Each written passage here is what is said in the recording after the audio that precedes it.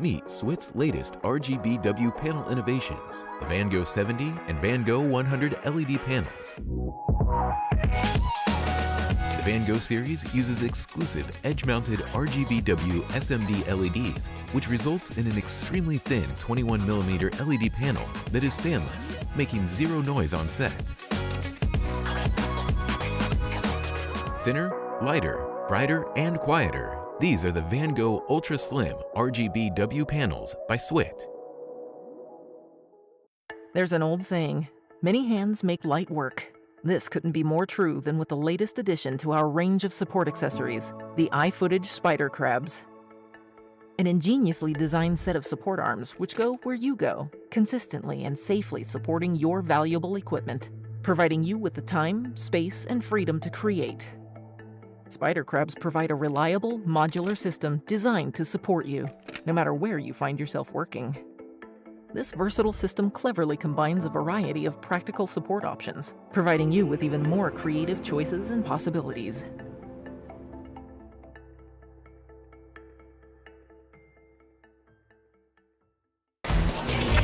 Action!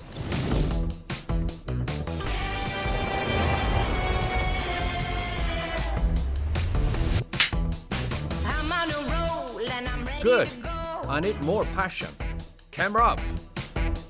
Turn up the heat and make those embers glow. Beautiful.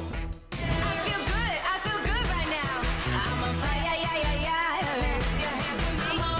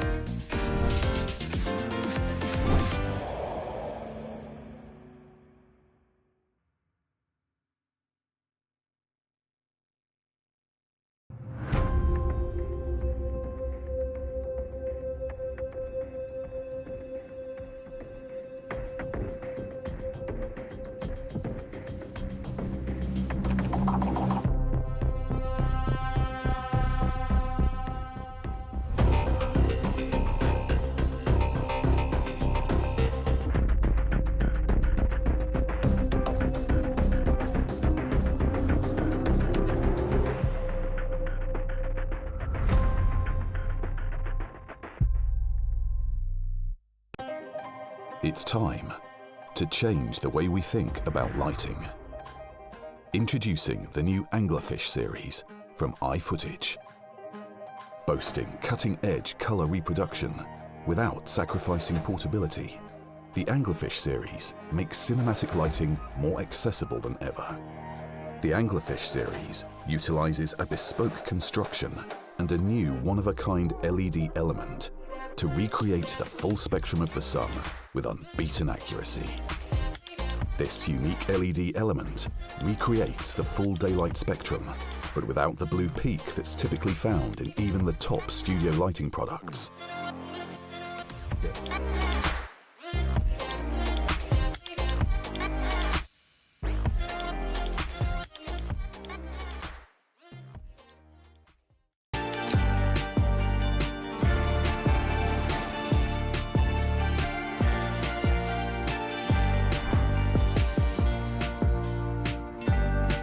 Let me show you how to build a bonfire right now.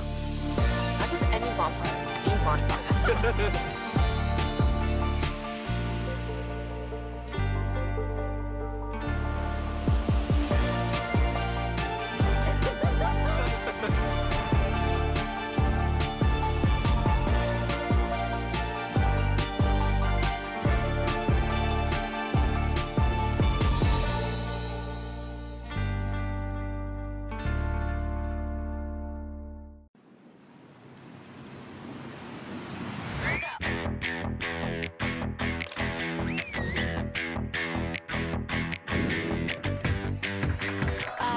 My eye on the dance floor, eye on the door. Hey, a DJ, you like the way I sway? I gotta get it. I got the movement and the attitude.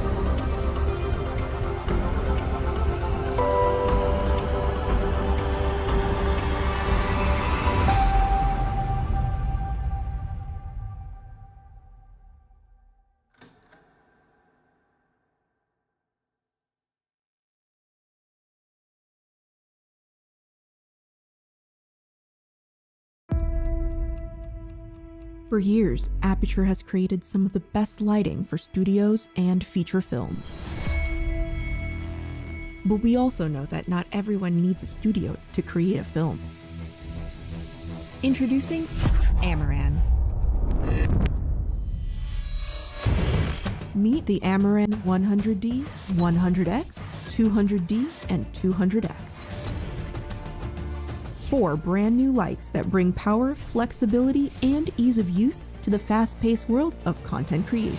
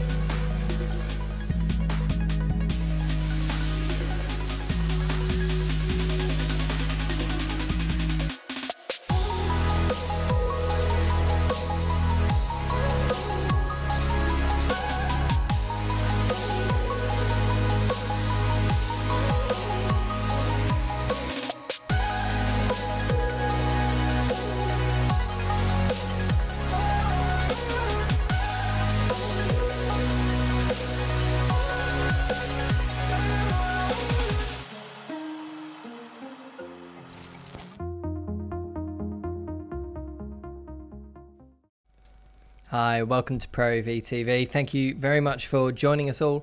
I am joined today by the lovely Mark from Sony. How are you, Mark? Very good. Thanks for the invite. It's a pleasure to be here. First time as well. So yeah, welcome. Really good. Welcome to ProAV. It's good to have you here. Thank you. So you bought a rather nice little new toy for us.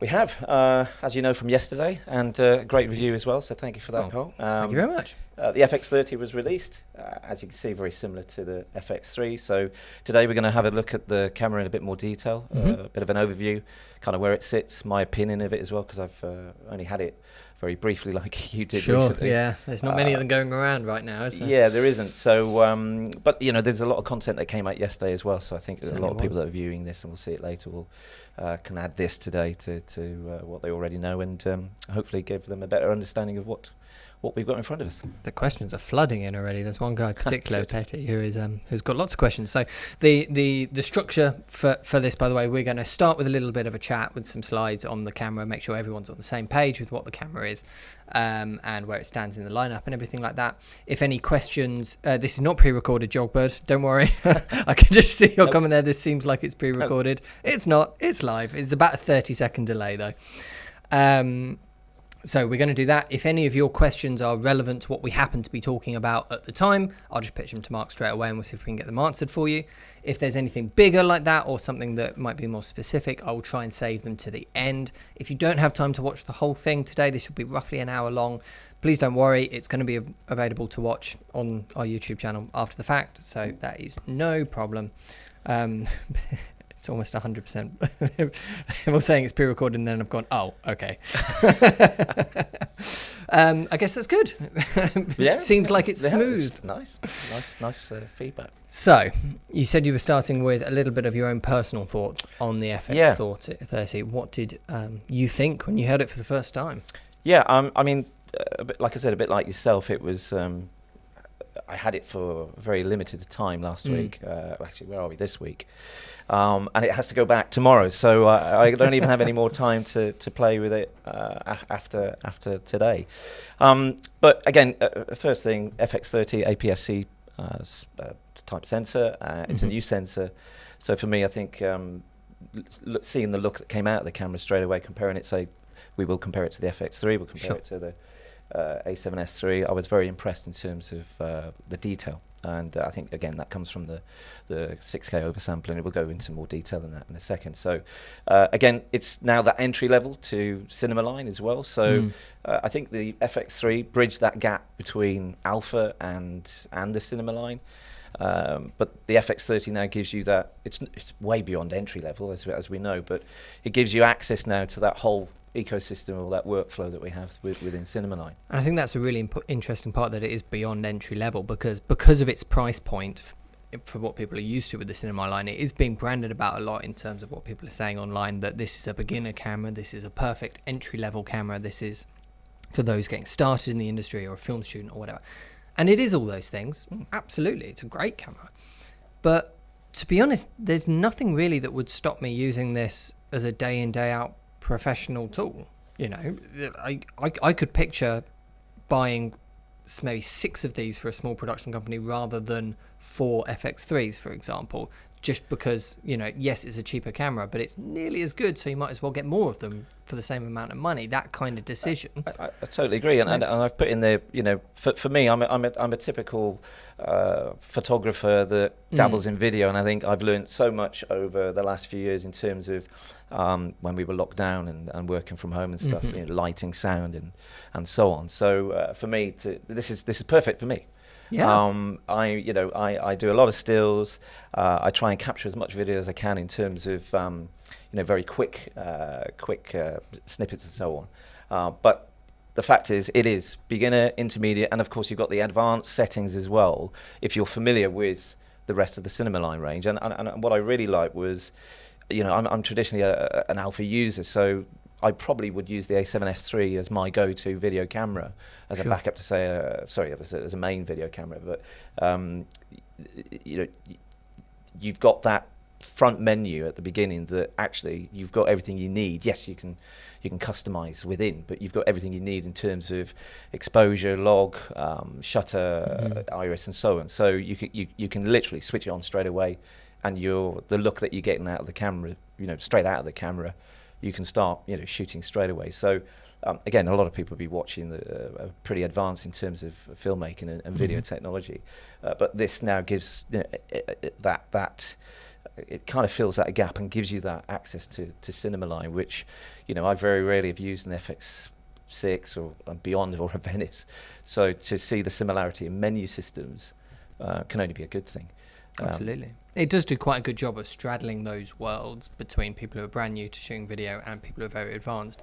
There's absolutely enough in the menus for very advanced video users to get everything that they want, but also they're, particularly now more than ever before with you guys, you've done a much better job with the current generation of cameras, I think, of making them a little bit more approachable for people who might not necessarily know what every single menu item does.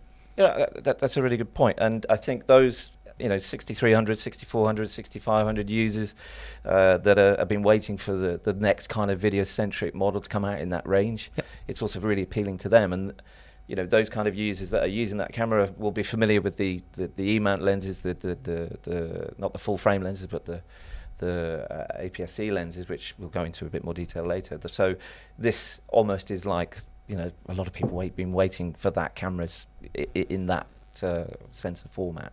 Sure. So you know, I'm pleased that's come along from that point of view, because now I think they've got something that they can really go for. But in terms of things like workflow, lookup tables, you know, the image quality, the battery life and shooting time, again, obviously the one mount system, stabilization, all the things we are familiar with the FX3. And I know we've spoken off air about the price point, but, you know, this gives you something that actually, if you couldn't afford the £4,000 or around that figure for the FX3, then this gives you a more affordable opportunity to have the features, the rich features that you get in this body. So for me, it was like, wow, this is possibly something that I would really consider if I was, you know, going into that type of videography. Interesting question from Paramount Chief has just popped up saying, will Sony discontinue the A7S line now that the FX3 and FX30 are here? I think that word of cannibalizing, you know, sales and so on is something that a lot of people talk about.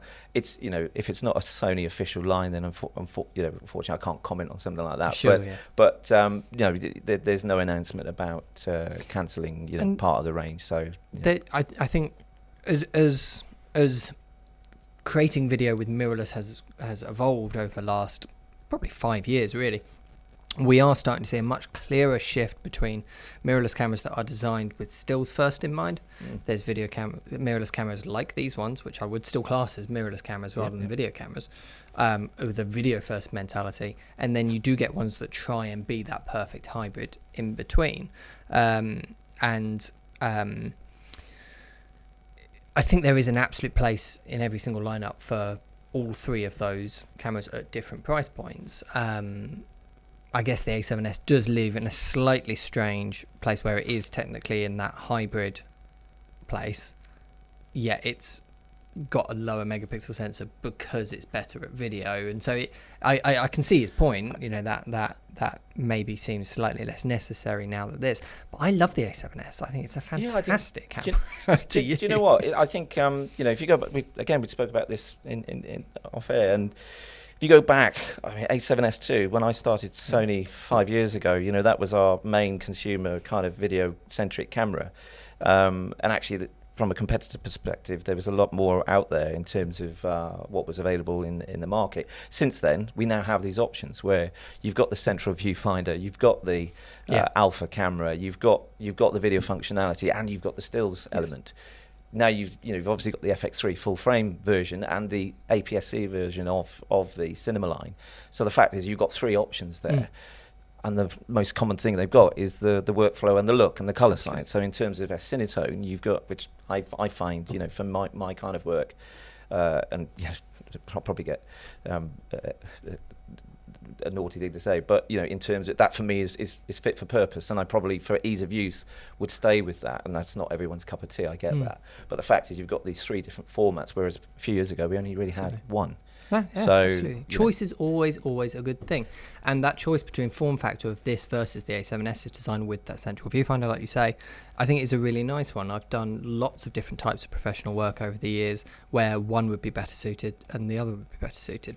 To give you a real world example of that, the sort of projects I make here now for ProAV, you know, the sort of corporate product overview kind of videos, I would take this form factor over the A7S form factor every single day of the week. Works much better for me.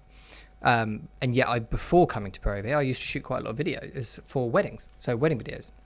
And I used to use the A7S Mark I back then for that.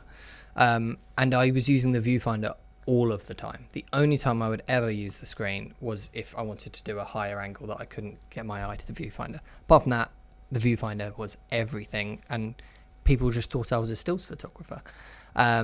And so I would take the A7S Mark III over this every single day of the week for that kind of work.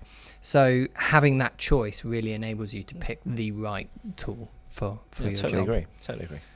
We just had a question saying what mic. I was giggling while you were talking. Sorry, Betty asked what mic is the Sunshine guy using. I assume I'm the Sunshine guy from the yellow shirt, am I? But this is a Sennheiser MK4. So let's get back to the camera. So I'll go through some tech spec, and again here we've got where both sit. So as those of you know, FX3 was updated not so long ago. So a lot of the features that are rich in the FX30 now are standard. Full frame with the FX3, obviously full frame sensor and processor giving you really good noise, signal to noise ratio from that sensor. FX30, 6K, oversampling, fantastic clean detail, 4K on a Super 35 mil sensor, with obviously a limitation on ISO performance, which you would expect if you're doing a direct comparison between APS-C and full frame. But the thing that it has in common, as we've already seen, it's almost identical in terms of look, operational operability, and also workflow as well. So for those of you that are not aware, it is slightly less weight in terms of the FX3, so it is now classed as the lightest camera in the cinema line range. Magnesium alloy body. You've got full size HDMI. You've got 3.5mm jacks as well for headphones and microphone. You've got thread holes as well for additional accessories. So it's a cage-free design element. But I mean, seeing some of the reviews yesterday, the amount of rigging that some people have done on it, it just shows that you can still have that same option, and you've obviously got the FX3 there rigged up with a handle and obviously a smaller that's cage your as handle well. and a Condor Blue cage. Yeah. So the fact is, already you can completely transform the look of that. Whereas again, A7S3, yes, slightly different, but you still have the same. And since we're talking about cages, Edge, very briefly, the one thing I really love about this design of the FX3 and the FX30 is the screw threads on the side, which yes, you can use to mount them for accessories like Sony like to talk about, but what I really love them for is attaching cages like that, because now it doesn't have to be a complete cage and it's rock solid on there. Absolutely. There is no wiggle whatsoever because it's mounted here, here, here, and they're all attached to each other. So it makes a big difference. Yeah, so I think in terms of having that like for like with the FX3, I think that bodes well for the product. You've obviously got the handle as well with the XLR input. And also, people might be wondering, do the same accessories fit on both of them? Yes, absolutely they do. This is an FX3 cage. It is same battery. So you've got the Z battery. Although again, the shooting time on this we'll come on to a bit later is very good as well. So you've also got the cooling fan as well, which disperses the heat. Like the same type of technology was designed for the A7S Mark III, and now adapted for the FX3 and the FX30. And in terms of then sensor, so a little caveat there, it's a QFHD sensor, so 3840 by 2160 with 6K oversampling, so super 35mm. It's 26 million pixels for stills, and then the 6K oversampling gives you 20.1 megapixels in terms of movie format as well. It's a brand new sensor and it's a brand new processor. Now the processor is similar processor to what we used in the A7S3 and the A1, and we quoted then it was 8 times faster processing power than the previous models. So you're able then to get 42 10-bit color sampling, all intra, low compression, high compression, and of course 4K 120p. But mainly with that is obviously the autofocus within that as well is really accurate. So and does the autofocus work at 4K 120 as well? Yes, it does. So in terms of what you're normally used to, the alpha cameras, potentially from a stills perspective, you've then got things like bird IAF, you've got animal IAF, and you've got human IAF in both stills and video, which I know some of that isn't on the FX3. So no line skipping as well. So you're getting really clean output in terms of 4K, and then you've got the dual base ISO as well, which obviously you find in S-Log shooting. Just a slide here to give you, there is a crop, as you find with our other cameras, from 4K to 6K, so 6K to 4K. You have oversampling in terms of 60 frames a second with a 1.4 times crop, or 0.4 times crop. And then in the 120 frames a second, you've got 1.6 times crop. And then, like I said earlier, you've got the stills at 26 million pixels. For the full readout. If you are using it for stills, we'll come on to it a bit later, but there are some functionality compared to the FX3 that you don't get in stills. And for example, there's no mechanical shutter in the FX30. Said this earlier, what I liked about it was the menu system. So I've just thrown this in because it gives you a good idea of what's found on the Venice and the FX6 and the FX9 and so on, and a similar look as well with the FR7. So you've got FX30 has now got two different displays at the beginning, which will give you all the elements that you need in terms of shooting. And like I said, I found this really useful for my knowledge of video and my use in terms of what I'm getting, rather than having to go through the menu system. But again, with these cameras, the functionality in terms of customization is huge. So even though the buttons are allocated similar to the alpha lineup of cameras, you can obviously customize. So if you don't like the record button on the top and you want to reposition it maybe on the mode dial, at the central mode dial at the back, then you can do all that as well. And then the look from the point of view from the shooting screen has changed as well. So very similar to what we have with the higher end models. The A7 Mark IV changed this last year when we brought in the tally light around the red indication of the recording. And then of course with the FX3 and the FX30, you've got 3 different tally lights that kind of obviously show that you're recording, as well as the new format. So for me, I think that's, again, understanding what's going on your screen. You can see it live, and of course you can use an external monitor as well for the FX30. And I think everyone loves these slides, don't they? It's the codecs. We'll probably take an hour going through all of them in one go, but you can see here very similar modes in terms of what you get with the FX3. Actually, sorry, gone too far there. You've got VCHS 4K, high quality, all intra. You've got then HD, full HD, and then of course in slow-mo as well. You've got in HD 240 frames a second, and then in 4K 120p as well. But there is no sound recorded in the slow and quick modes as well. So just to keep an eye on that. And then for those that are watching, there are some caveats at the bottom of the screen that just gives you what corresponding frame rates are, etc.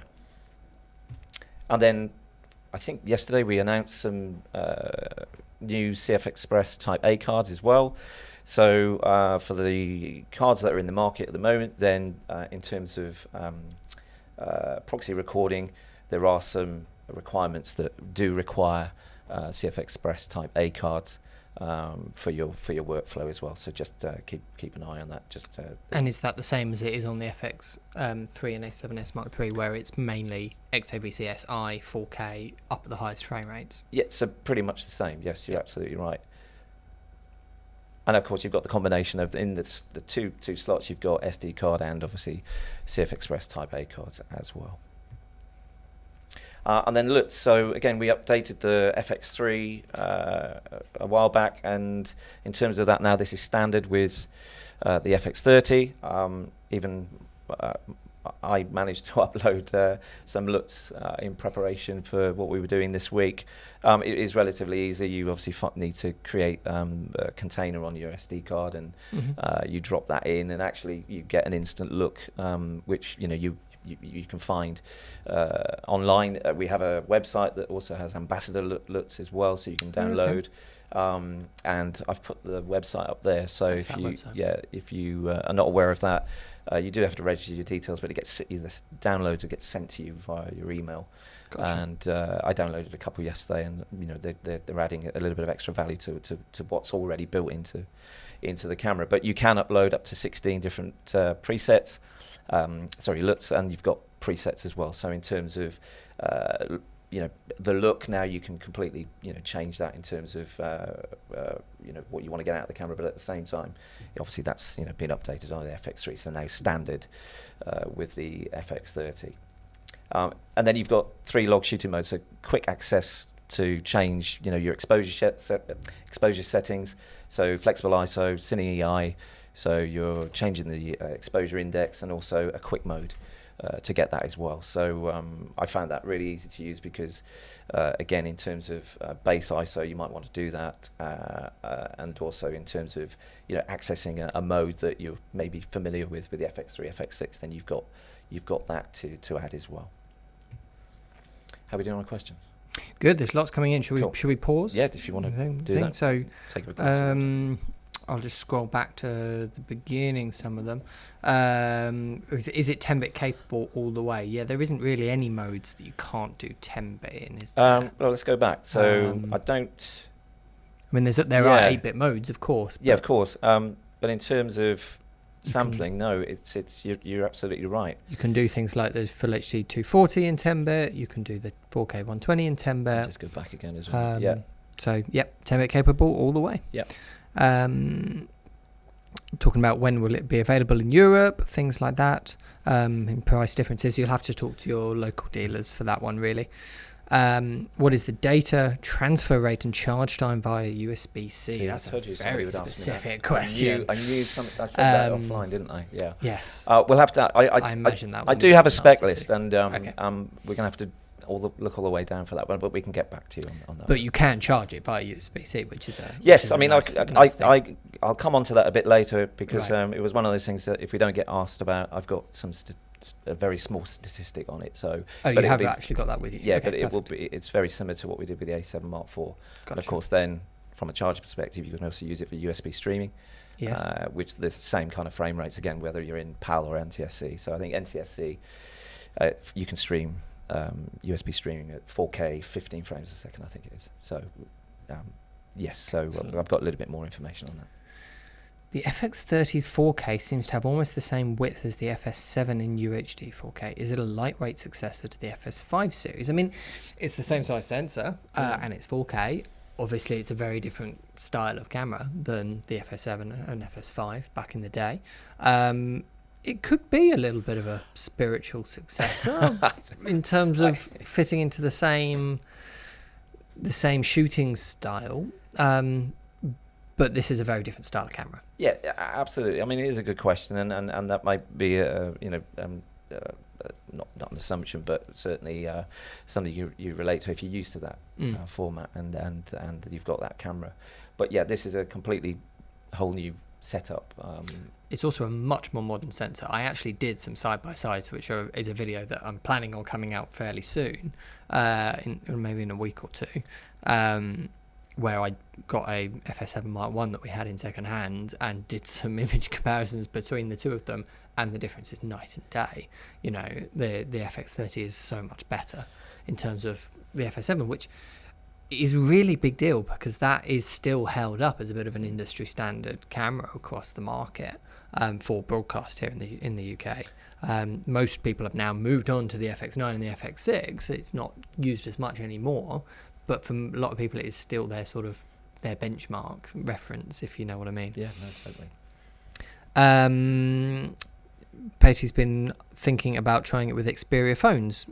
Can it do that? What? Okay, well, again, it depends on what Xperia phone that you can output in terms of like a monitor. So I'm not familiar with too many of the Xperia phones, but the Pro version, I think, that has the HDMI port, you can obviously connect that. But in terms of yes, you can use the two technologies together in terms of workflow. Yeah. Good. Lots of lovely comments about our live stream setup. Thank you very much. Apologies on the plosives on my mic. I have an annoying habit of getting a little bit too close, so I'm trying to lean back. What else? Lots of people are asking about a Sony camera with either 6K 60p or 8K 60p wanting to come. And this guy actually says, will the A1 be firmware refreshable to 8K 60p, perhaps only with an external power source, like the way that Canon did it? I assume he's thinking of there. I mean, you won't be able to say anything. No, I can't. And again, if it's an official Sony announcement, we'll make it. But I can understand where people are, looking at when something like this comes out. Is it easy enough to be able to upgrade and update other cameras in the range? What I looked at the same reviews people look at yesterday, and one of our Japanese colleagues, did say that we are listening and we are acting. So if that comes in the future, then great. But I can't comment on existing plans. But there seems there is some interest. Yeah, that is good. Paramount Chief Productions has said, what are our thoughts on the FX30 6K sensor versus the FX9 in Super 35 mode? Which is an interesting one because both of those will still be downsampling a little bit. The FX9 won't be downsampling when it's in Super 35 mode, though. That will just be taking native 4K. They will match in terms of sensor size and framing. The image you might actually find is better on the FX30 simply because once you've cropped into the FX9's sensor, you're making a bit of noise bigger and your noise floor will be higher. So both will look good. I'd imagine the FX9 has a lot more dynamic range, so you might get more dynamic range even in the Super 35 mode, but I would expect to have a noisier picture than the FX30 at just normal ISO's normal exposure. Yeah, I'd agree. Just the capability of the sensor and so on. So even though we've got a new processor, we've got a new sensor that's obviously doing a lot more work, then yeah, I totally agree. You'd get that. Absolutely. Can I use external power on the FX30? Yes. Yes. You power banks and so on. Yes, you can. Yeah. Dummy batteries and so on. You can use that. So many ways of doing it. You can do dummy battery out to a DTAP for using a VLOX battery, something like that. They're ready to come by. In fact, this brand here, Condor Blue, makes quite a few of them. The USB-C can be run off battery banks like that. Both proper ones like DV batteries or VLOX that have a USB-C output now, like we do quite a lot of the SWIT ones, which do that. but also just a normal battery bank. But Yeah. you will need to make sure that it's quite a decent. Yeah, I think if you're continuously shooting on, for long periods of time, if you're doing a day shoot or anything like that, we're quoting, I think, 175 minutes per battery charge. And again, looking at some of the reviews yesterday, a lot of people are doing it even, longer. So that is the kind of CEPA standard, I think, that we measure it against. To be honest, though, I tested the internal battery. It was a very quick, informal test. I did the Blackmagic Pocket versus the FX30 and then the FX3. Again, this is going to come out in a video coming soon. I probably really shouldn't be talking about it, should I? But the battery life on the FX30 is really quite impressive. It lasted a lot longer on just a fully charged normal Sony battery than the FX3 did, and a lot longer than the Blackmagic did. But I was surprised to see such a difference between the FX3 and the FX30, assuming it's just a larger sensor needs more power draw. Potentially. When we started this off, I was very impressed with the longevity of how it kept going in terms of that, and in terms of output. I think I was recording for 2 hours, and on and off, and it was perfectly fine. And like I said yesterday, I saw people using it, and the battery was kind of lasting all day. So that is fantastic from a battery that's this big in a tiny little camera. Like and this. As you know, over time in products that we've had in the range in the past, the battery capacity has been half the capacity. So I think again, for such a powerhouse of a unit, and again, you look at DSLR batteries, over time of lock and load, and you've got a lot of power in there. So but without that bulk, you've got good battery life. Flashback to when I was shooting weddings with the A7S Mark I, those little MP50 batteries. I would have 5 in my pocket and another 10 in the bag. And now you could probably do an entire wedding day shoot on 3 or 4 batteries. Very comfortably. Yep. We're coming a long way in terms of battery life. Will an FX3 cage fit on the FX30? Yes, absolutely. That is literally what I'm holding here right. Oh no, sorry, this is an FX3 I'm holding here right now. But yes, I have put this on the FX30, and yes, it will. How many nits is the display? Says Luca. Do we know actually? Yes, I can find that out. I don't have the information. Yep. A couple of people have chimed in saying that's a good question. Yep. So that might be worth trying to get them an answer to. Which cage are we using? This one is a Condor Blue cage. The body is 562 grams. Someone's asked us a question. That is exactly how much the body weighs. Yeah, right? I think in terms of just without going back to the beginning. Well, let's have a look. Let's go all the way back. So body only 562. So that's obviously no battery or SD card in it. But when you do put the battery and the memory card in it, I think it's just under around 100 grams lighter than the FX3. So, we are quoting it being the lightest part of our cinema range. And actually, I've got a 16-35 full frame power zoom lens on the FX3. We've got the power zoom 10-20. Yes, it's lighter, but when you feel the two together, and this is the benefit of the EMAT lens system with the APS-C bodies is, it really is quite light in terms of operability. So and I found that when you've got the two together, it really does make a difference in terms of if you're handheld shooting. And absolutely, and opening up the wide range of APS-C lenses makes such a difference in terms of weight. Yeah, absolutely. I mean, we can come on to that a bit later, but you've got 70 native lenses to choose from in terms of the Sony range. Full frame wide 12 to obviously telephoto 600, and then in terms of APS-C, I really excited about this camera coming in, not just because of its capabilities, but also raising the profile, I suppose, of the rest of the range of smaller lightweight lenses we've got that maybe people don't consider. They go straight to full frame, for example. We've got a variety of lenses here. We've got the 15mm, the 11mm, the 10-20mm. 16 to 55 G standard f2.8 for a APS-C size sensor, and then the one in the middle 70 to 350, which again, when we're doing events, wildlife events, are great substitute for a 500mm telephoto lens in a very compact body. So the fact is we do have this ecosystem already available that people can tap into if they've not necessarily, considered that in the past. And you've got a light-for-light lens there. This sums it in terms of size, perfectly, if I just do that. So this is the 16-35 f2.8, which is an APS-C lens, and this is then brand new 24-70 f2.8 G Master, which should be said is remarkably small and lightweight for a full frame 24-70 f2.8. This is not the normal size for this lens. This is remarkably small and lightweight, and yet the APS-C version is so much lighter and smaller. And more affordable. I can't remember the exact price. Yeah, I mean, there are thousands of pounds. Yeah, in terms of, quality, very different. Yes, we don't have a G Master version of that, but in terms of size, weight, focal length, again, it's a 1.5 times crop equivalent to work out the 35mm equivalent lens. But again, I'll pick this up here. That's the 11, isn't it? You've got close focusing, really good close focusing. You've got it's a prime lens at 1.8. You've got the focus hold button. You've got autofocus, manual focus. So in terms of video, it's made perfect for that in terms of silent shooting, but weighs hardly anything. Yeah, so lightweight. So if you're not carrying a bag, you're running a gun with this, and again with the 10-20, it's similar size, it's similar weight.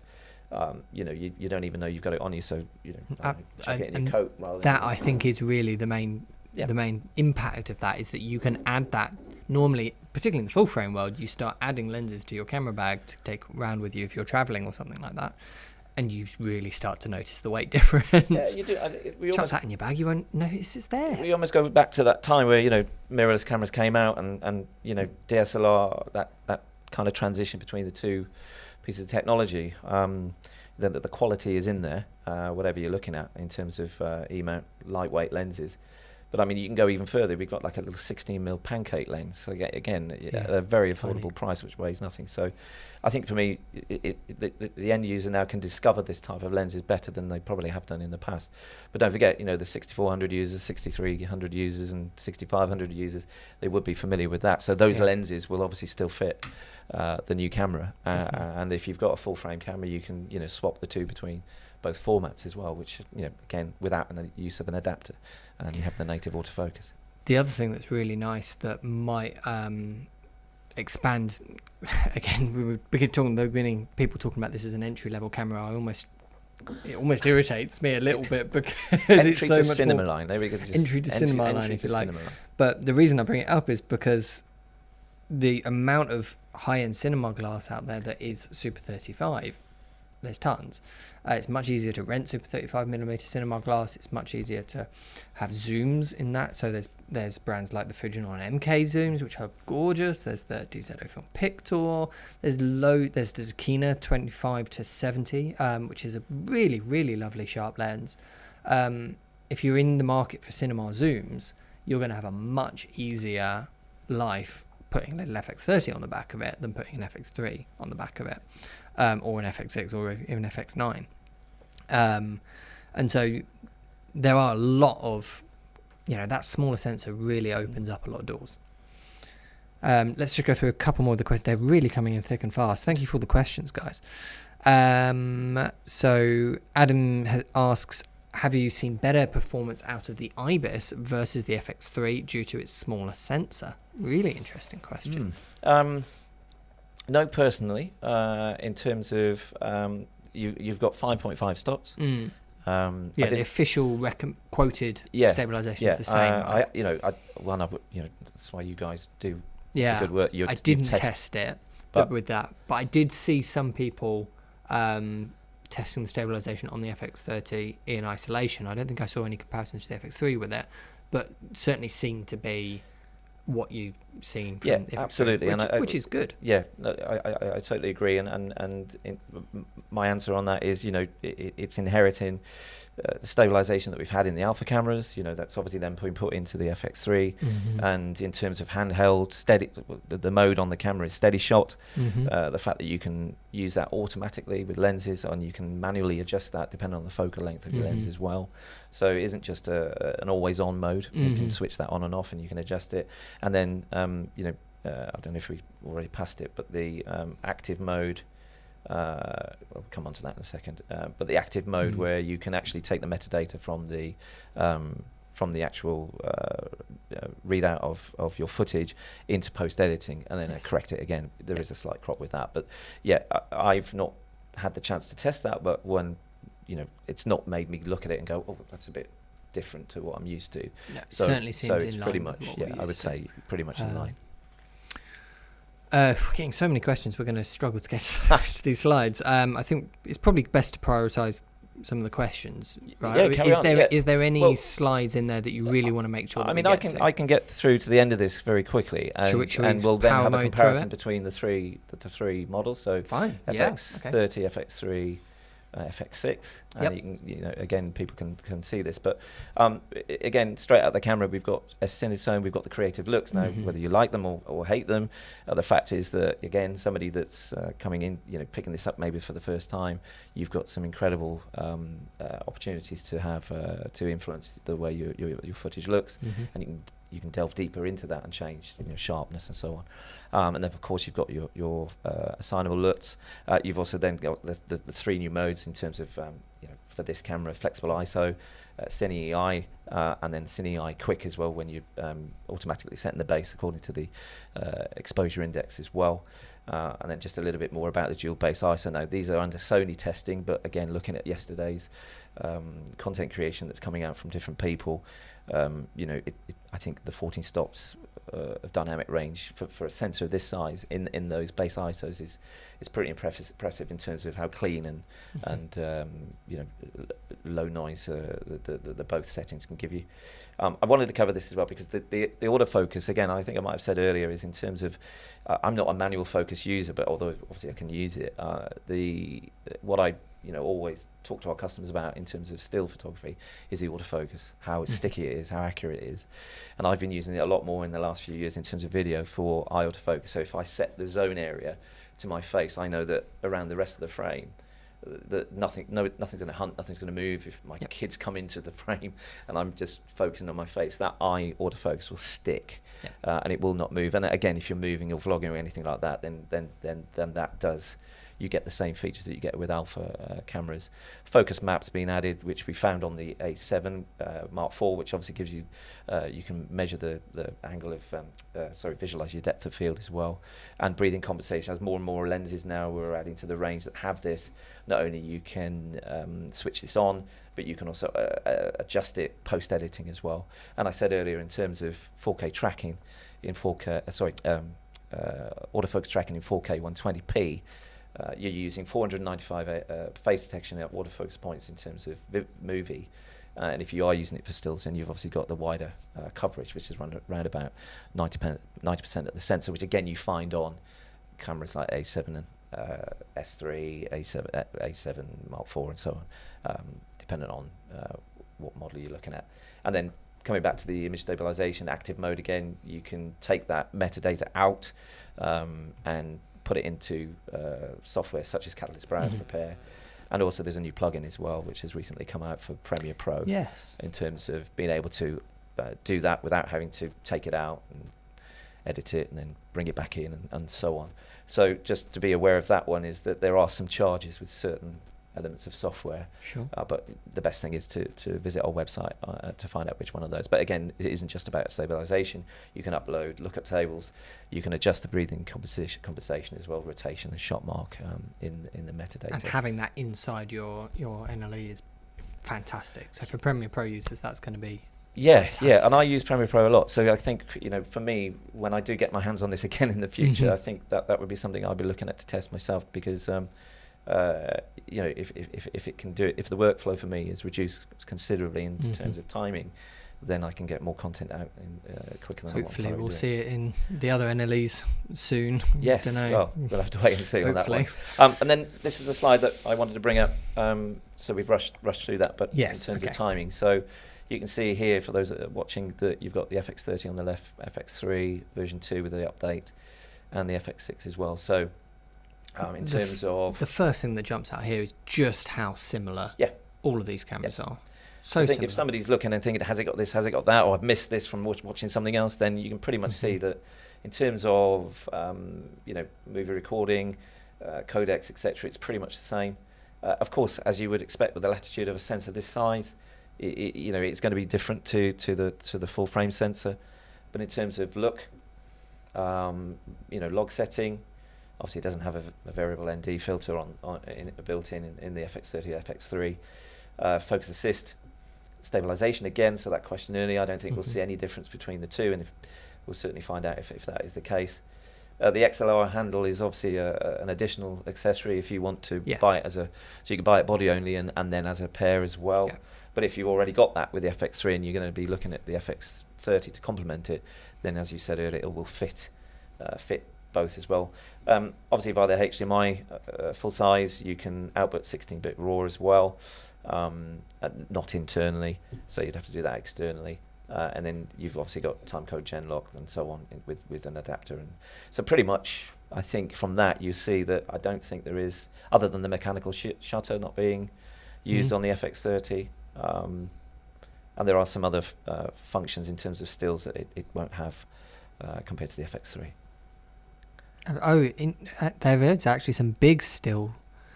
I hadn't realised that the still side of the camera was actually quite so limited. So there's no mechanical shutter. Go to the next slide. So this is what I wanted to bring in. So, yes. Okay. So in terms of stills, there is no mechanical shutter. There's no bulb shooting. So I didn't realise a lot of this stuff myself actually. So this might be new information for people. So what you do, like an A7S3 for example would have all this, in terms of operability. So. And no NFC as well, so there's quite a bit there in terms of stills. That this is a very video-rich product. That these are probably the biggest differences between the FX3 and the FX30 in terms of stills. The other things I added at the end here, which I kind of thought we might get asked and might not, but you can see here the USB is 10 gigabytes per second transfer data, so it is pretty much similar to the A7 IV. And you've got USB streaming directly through the USB port, whereas FX3 would have to do it through the Image Edge software, which again the resolution's a lot lower. It's probably an expensive piece of kit to just use for USB streaming, but the fact is I do that a lot with the A7 IV. Put the USB-C cable in, you can turn off the notification if you want, and you're streaming full HD 4K pretty quickly, depending on what software you're using to output that. You've got USB tethering as well, and it's controlled by Bluetooth. You've got FTP upload, and that just gives you an idea of terms of Wi-Fi bandwidth. But the shutter speed is pretty much similar to other cameras as well. Very good. Okay. So let's get back to some questions, shall we, to finish off. I've just seen one just come in, though, from Gabba, which I just want to pick up, saying exciting stuff from Sony, so he seems to like it. I imagine this camera will be very hard to find on launch, with back orders being pretty long. And yes, we are fully expecting this camera to sell in reasonably large numbers, and that might well mean that there's a back order queue and a wait, depending on stock availability. What I would say, though, is the pre-order queue started yesterday. We're still very much in the early days, so don't be put off ordering this because you think you're never going to get it. Joining the queue is a £100 refundable deposit here at ProAV, and the queue's growing, but it's still in its second day, so there is a good chance that people ordering now, I mean, I'd have to check with the sales team, but I'm pretty sure you'd be in the first few batches of stock allocation still easily. So don't let that put you off. Right, let's get back to some of these questions, because there was quite a few good ones. Josh says, fantastic live stream, thank you for doing this. Could you speak on the technical reasons for the crop in 4K 120? Is this crop due to sensor readout speed, processor heat dissipation, etc.? Again, something like that I'd have to find out, because I won't have an official line on that, so I'll be more than happy to get that information. If we could pass that person's details on to us, we can get that quite quickly. Okay, Josh, if you leave a comment in the actual video that goes up after this so repeat your question there. It makes it a little bit easier. I think anybody else that did that as well, please do that, because we're really keen to get back to people. Yeah, it's a good point. Anyone that doesn't get their question answered, that's the way to go about it. As an informal guess from me, being impartial, I imagine it would be...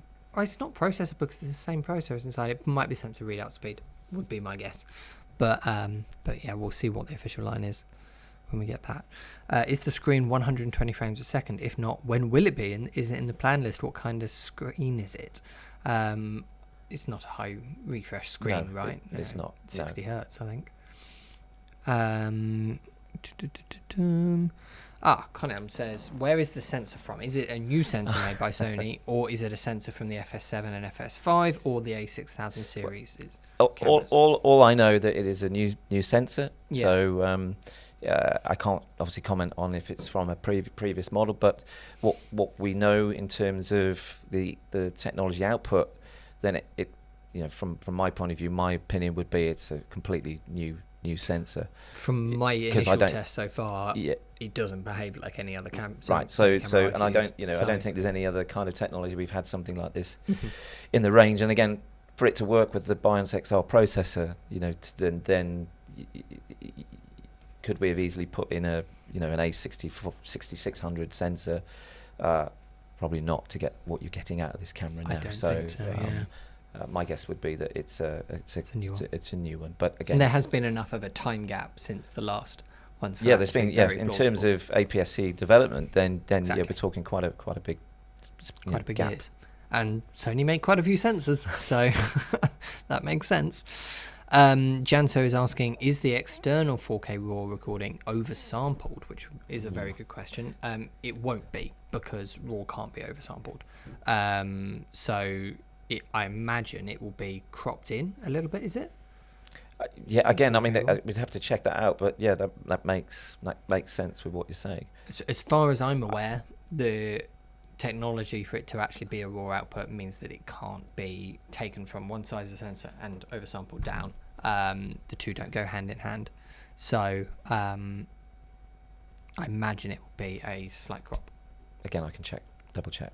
Or a higher resolution than 4K. Do we actually know that it is just 4K? Does it actually do maybe a higher resolution than 4K? I've not seen any proper testing with it. So again, I'm going to have to speak internally about that. Sorry, I can't.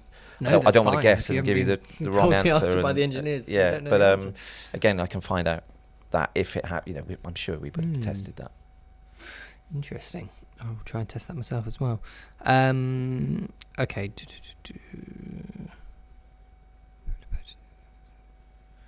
Okay, cool. I'm just trying to pull out any ones that we aren't similar to what we've already answered.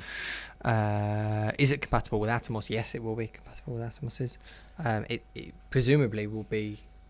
It will have to wait for the RAW output. That's what normally happens to do that. So yeah, that's what I'm thinking in terms of testing. I'm not sure how far that's got. As far as I'm aware, the Blackmagic recorders don't support the FX3 either. Yeah. So I don't think that RAW will be supported on the Blackmagic side of things, but I think on the Atomos they do.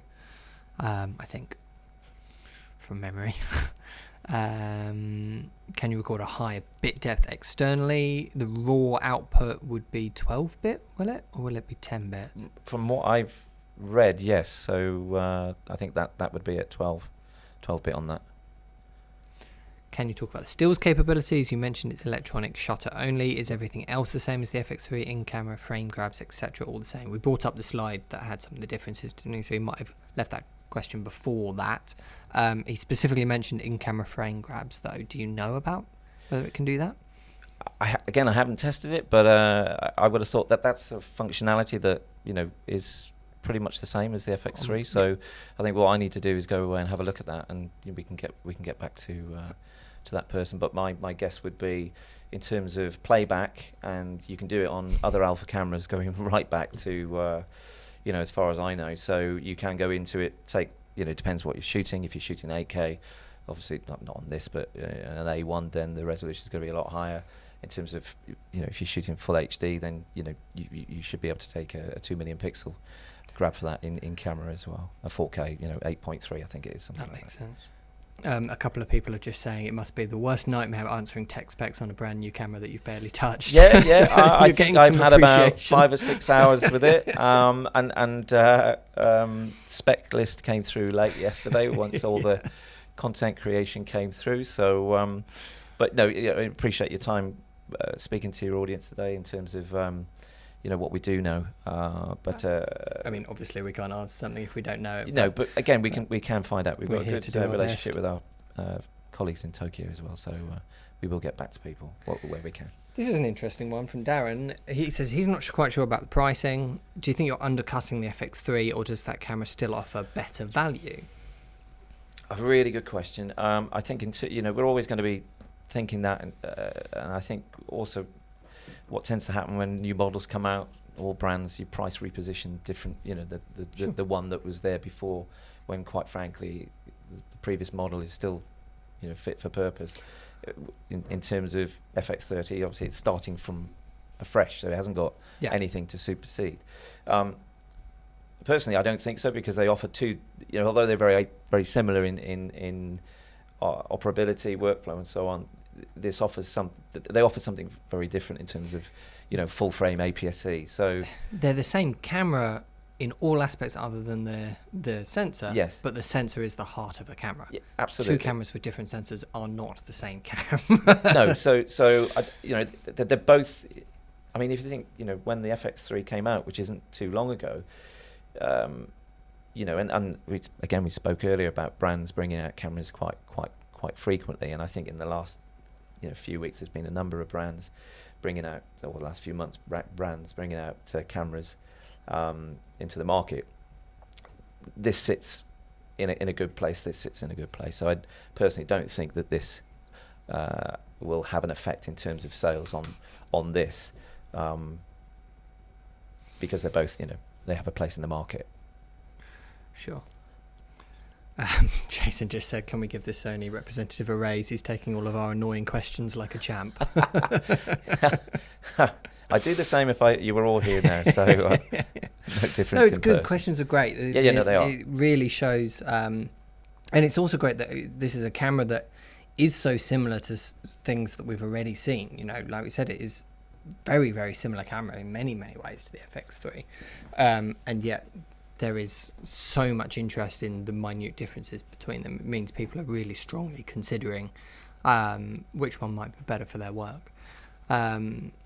And in terms of, is there a place for the FX3? I think there's absolutely a place for the FX3. The full frame sensor that is inside the FX3, the A7S Mark III and the FX6 is a gorgeous sensor. It's a really lovely sensor. And we've got that, we've got these three different versions that, well, I've said that even though this is the entry to Cinema Line, Sure. It also bridges the gap between Cinema Line and Alpha. So if you're an existing Alpha user that you may in the past have maybe aspired to an FX6 and so on, and it's been out of reach for whatever reason, then this kind of now gives you the opportunity to step up or work alongside, which I don't think 3-4 years ago we ever had. It was either Cinema Line, Alpha, and potentially maybe an Alpha user wouldn't be looking at Cinema Line because they'd have to go out and research even more. Whereas I think now this has kind of raised awareness of that Cinema Line right up to the Venice. Again, I'm talking to customers at events. A lot of people don't realise that certain films are made with that camera, and that technology comes right down through the chain into the Alpha system. Not forgetting then the entry level of ZV series. So for the first time, I think in a long time, we've had this customer journey that now spans quite a lot of range of cameras, whereas before there's been some gaps. So I think absolutely that has a place, and hopefully for a while. And then now this gives the consumer another option to choose from, whereas they may have just been FX3 or A7S3. Or if you want a smaller, lighter camera, you go for 6600 or 6500. But that might not be what you're looking for in terms of look and workflow. That absolutely hits it on the head. I spoke about this quite a lot in my video that came out yesterday, in terms of there are two camps that are going to be using this. There's people stepping up to it as their main camera, and there's people stepping down to it as their second camera, or third camera or fourth camera. And for those people, I think this is going to give a huge amount of value for money, because if all you want is a second camera to go alongside your FX3, FX6, FX9, something like that in an interview, this is going to do a stunning job. And it's nearly half the price of the FX3, which before that was your best choice, really. Yep. Because for a lot of those users, the models that existed below that in Sony's lineup, so ZV series, like you mentioned, or A6000 series, weren't quite up there with the video features and the image quality to match those cameras. Whereas this, from what I can tell so far, absolutely is. But I think its core market is for those people stepping up, and it gives an option. Sony have never really had a video focused option at that price point for people stepping up to it as their first camera. So this is, it feels like it's just bridging some of the gap between other models in Sony's lineup. But I think it's a really big deal having something that is this capable at this price point for Sony, because it hasn't really been done before by you guys. No, certainly not on the range. And you either again, before even the FX3 and the A7S came, you'd have to have a stills camera that shoots video. Yes. So now we have video cameras, or video rich centric cameras that also do stills. Absolutely. So I think it's only a good thing. We've evolved considerably in such a short space of time in terms of video technology, and I think now this gives such a good option too. I think it's going to make a lot of people have a look at the range that they may not have done in the past, especially the customers that the guys that are watching today, and the customers that are potentially buying through yourself. So again, it can only be a good thing. Absolutely. So I think that's a really good place to wrap it up. I have just put a link down to ProAV's website down in the chat. So if you are interested in pre-ordering the FX30 for yourself, like I said, the queue started yesterday. It's growing, but now is a great time to join it. And to join it, all you need is a £100 deposit, which is fully refundable if you decide that you don't want the camera at a later date. So if you're even slightly considering it, definitely get your place in the queue before pre-orders get too out of control. But thank you all so much for watching. If we didn't get round to answering any of your questions, like we said earlier, please do leave them down below.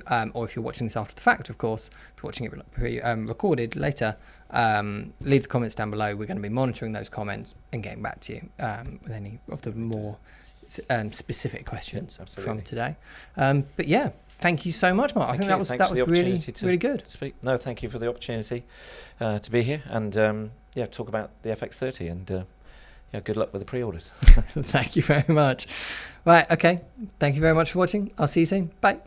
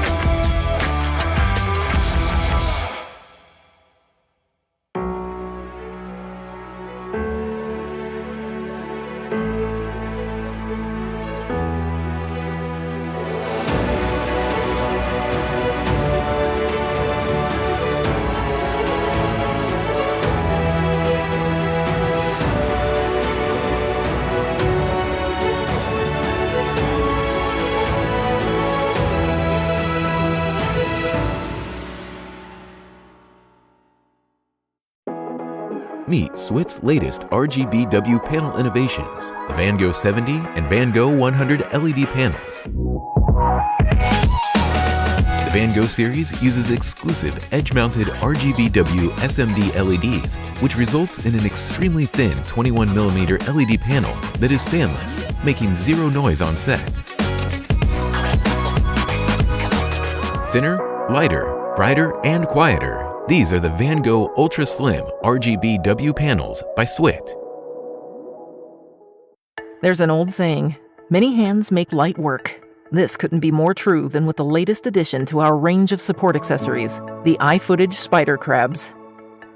An ingeniously designed set of support arms which go where you go, consistently and safely supporting your valuable equipment, providing you with the time, space, and freedom to create.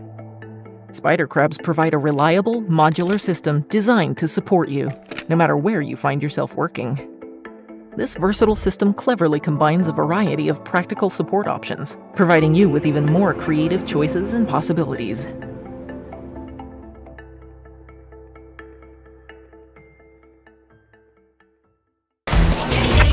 Action.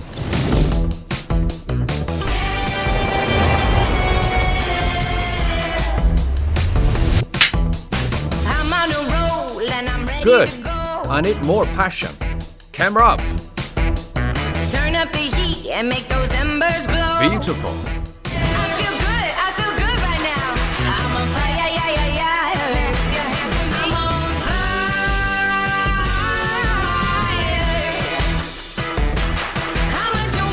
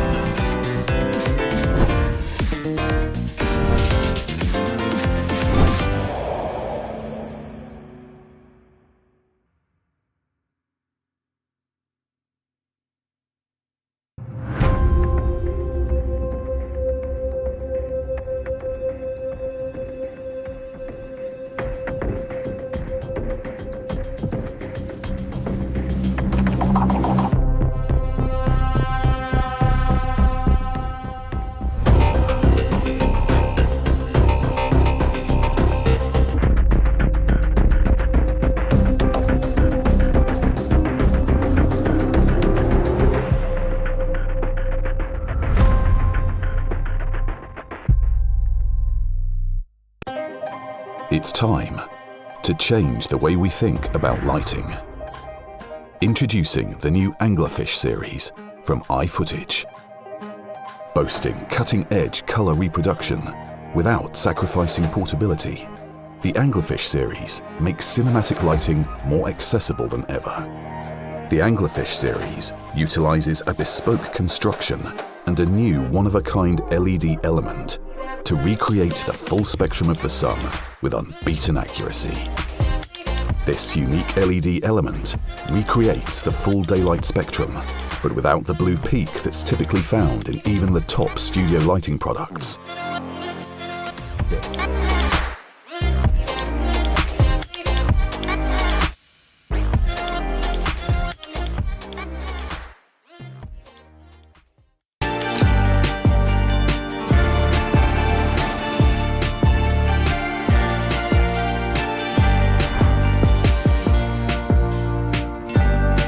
Let me show you how to build a bonfire right now.